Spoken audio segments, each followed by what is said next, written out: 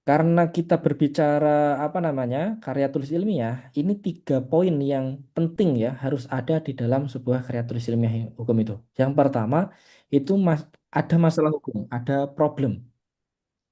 Nah ini beberapa kriteria masalah hukum itu ada. Ini yang pertama ada kesenjangan antara yang seharusnya dan senyatanya.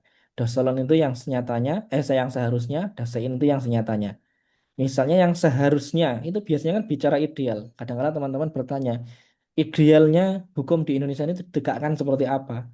Seharusnya penegakan hukum itu seperti apa? Dan sebagainya itu kan yang seharusnya. Nah, kemudian kalau yang senyatanya ini kan apa yang terjadi? Nah, ketika ada gap antara yang seharusnya dan senyatanya itu berarti sudah terjadi masalah hukum. Nah, kalian atau teman-teman sekalian, Bapak Ibu sekalian, uraikan saja kesenjangan atau gap antara yang seharusnya dan senyatanya itu untuk menjelaskan atau menguraikan permasalahan hukum atau problem. Masalah hukum yang lain misalnya juga ini, tumpang tindih antar peraturan, ketidakharmonisan hukum, kekosongan hukum, kekaburan hukum, perbenturan antar sistem hukum, salah dalam penerapan hukum. Ini juga masalah hukum. Nah, ini kriteria-kriteria masalah hukum yang bisa teman-teman ungkap dalam sebuah tulisan. Nah, masalah yang teman-teman angkat ini tergolong dalam jenis masalah hukum yang mana? Apakah kesenjangan antara dasolon dengan dasain? Apakah tumpang tindih? Apakah merupakan kekosongan hukum? Atau ada hukum tapi tidak memadai? Atau merupakan kegaburan hukum? Kegaburan hukum berarti multitafsir ya, ketidakjelasan.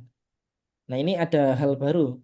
Eh, Tadi saya menemukan di dalam peraturan pemerintah tentang perizinan berusaha berbasis risiko PP nomor 28 tahun 2025 itu mengatakan bahwa pelaku usaha dapat melakukan pengadaan tanah termasuk berupa pembersihan dan penataan lahan, berupa pengurukan, kemudian apa namanya penebangan dan lain sebagainya ya, eh, berbarengan atau bersamaan dengan proses pengajuan persetujuan lingkungan atau izin lingkungan. Itu PP yang terbaru. Tapi di sisi lain dalam peraturan pemerintah yang mengatur mengenai persetujuan lingkungan juga, tapi itu tahun 2021 itu mengatur bahwa pelaku usaha itu intinya tidak boleh melakukan kegiatan apapun sebelum memiliki persetujuan lingkungan atau kalau dulu izin lingkungan.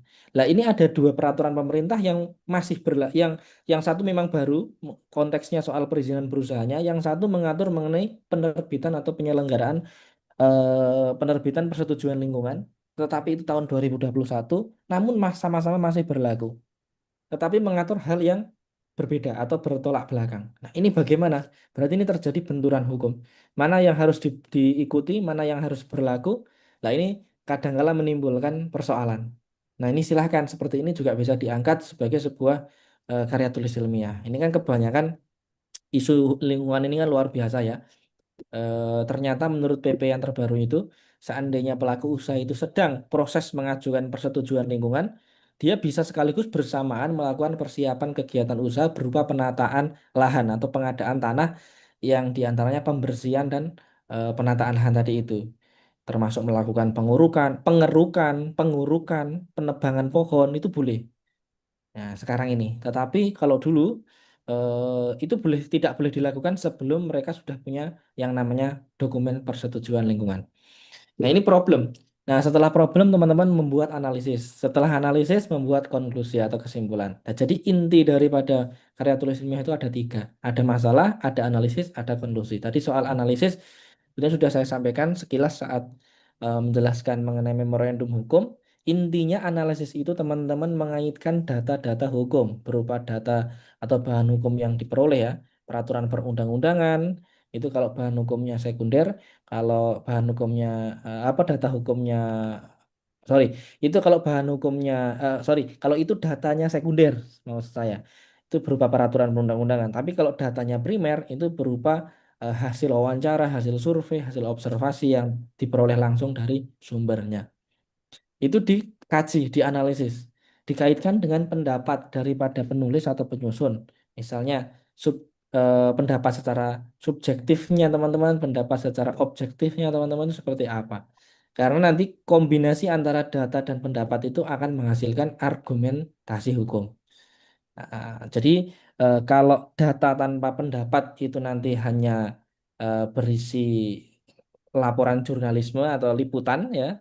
Tapi kalau apa namanya pendapat tanpa disertai data nanti hanya akan berupa asumsi, tidak bersifat argumentasi. Teman-teman hanya berpendapat tanpa disertai data. Nah, ini yang berikutnya itu konklusi ya, jawaban atas permasalahan. Harus menjawab, menyimpulkan, dan merekomendasikan atau mengusulkan sesuatu. Nah, ini tiga poin kunci ya dalam membuat karya tulis. Bentuk apapun, baik itu memorandum hukum, pendapat atau opini hukum, skripsi, atau lain sebagainya, termasuk nanti kalau diringkas dalam bentuk jurnal, policy brief. Nah, intinya kita itu selalu dihadapkan pada tiga masalah ini. Ketika kita berpendapat, walaupun tidak tertulis ya, kalau orang hukum harus apa ya, sudah di luar kepala. Masalahnya apa, analisisnya gimana, konklusinya apa, pendapatnya apa. Kita sebagai lawyer, sebagai ahli hukum akan selalu berhadapan dengan situasi seperti itu. Masalah hukumnya apa, ya. Masalah itu banyak, tapi belum tentu masalah hukum. Nah, masalah hukum itu intinya masalah kehidupan yang ada kaitannya dengan hukum. Nah, itu masalah hukum. Kalau tidak ada kaitannya dengan hukum ya masalah saja.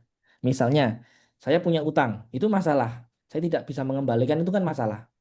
Tapi belum menjadi masalah hukum ketika misalnya eh, dari saya punya utang dan tidak bisa mengembalikan itu tidak dikaitkan dengan misalnya perjanjian saya dengan pemberi utang. Nah, misalnya di situ ada perjanjian utang piutang yang saya langgar, nah itu saya baru kena masalah hukum. Ketika saya mendapatkan punya utang, saya mendapatkan apa namanya piutang, tapi saya tidak bisa mengembalikan karena saya terikat oleh sebuah perjanjian bahwa saya harus mengembalikan atau mengangsur utang itu setiap bulan, dan ketika saya tidak bisa membayar, maka itu menjadi masalah hukum. Karena menurut perjanjian, saya misalnya kena penalti, atau kena sanksi, dan lain sebagainya, atau kena denda, kayak gitu-gitu. Tapi soal saya punya utang dan saya nggak bisa mengembalikan, bisa jadi itu masalah. Tapi belum menjadi masalah hukum kalau tidak dikaitkan dengan aspek hukumnya tadi, yaitu misalnya kontrak atau perjanjian. Itu sekedar contoh.